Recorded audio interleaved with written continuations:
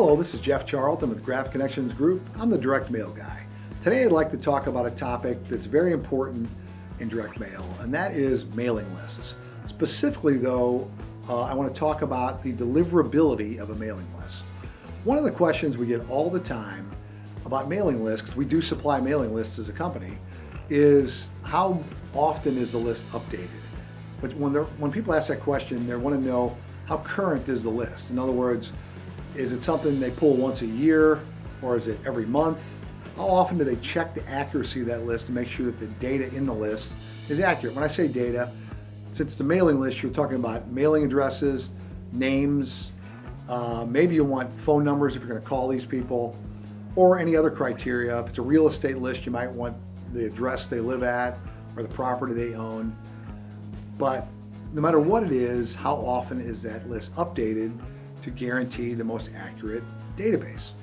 That's important, don't get me wrong. Having accurate data is very important to direct mail. However, no matter how good your list is or how often they say it's updated, there's no such thing as a perfect list if you're buying it from large list providers. Now, you can have a perfect list if you manage your own list and you have your own people calling and updating things on a regular basis.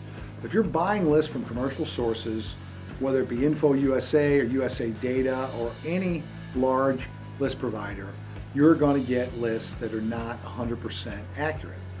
Now, that doesn't mean it's a bad list, and this is the key point I'm trying to make. Just because a list is not 100% accurate in terms of deliverability doesn't mean it's a bad list.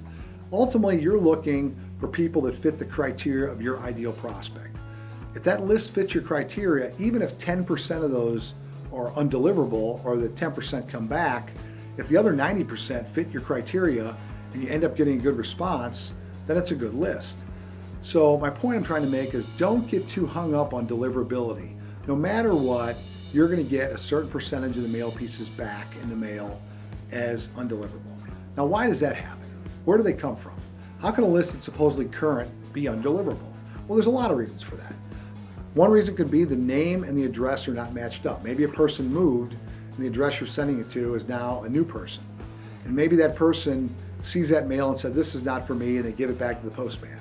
The postman will then return that as undeliverable. Maybe the postman just makes a mistake and puts it in the wrong mailbox, and the person that gets it just gives it back to him. Maybe there really is an error in the data, that someone just made a typo entering the data.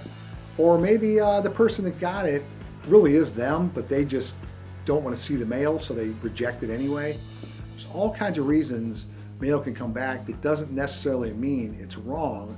It just means that there's some sort of a mistake along the way, because the mail is handled ultimately by human beings who deliver the mail to the mailbox. Yes, there are machines at the post office that sort things and trade up and try to, as accurately as possible, get it to the right place, but ultimately the last step in that process is the mailman. He's a human being and he can make mistakes. So it's not unusual to get a 5%, sometimes even 10% undeliverable rate, meaning the letters come back to you. Again, it doesn't necessarily mean the list is bad. It just means that, there was a percentage of that was bad. Now, people get hung up on this because they think, well, I wasted all this money mailing to the 5% of people that came back. That's a waste of money. I threw that money out the window. Well, I guess that's true. But again, I did a previous video on return on investment. Don't get hung up on how much money you're wasting on bad mail pieces. What you need to focus on is the positive. Did this mailing work or not? Did it deliver an end result of sales that exceeded my cost of the mailing? If it did, then you've got a good list and keep mailing to that list. If it didn't, then you can start looking at reasons why it didn't work. But if the mailing worked and you had success, don't get hung up on the undeliverability of it. This is Jeff, the Direct Mail Guy, and have a great day.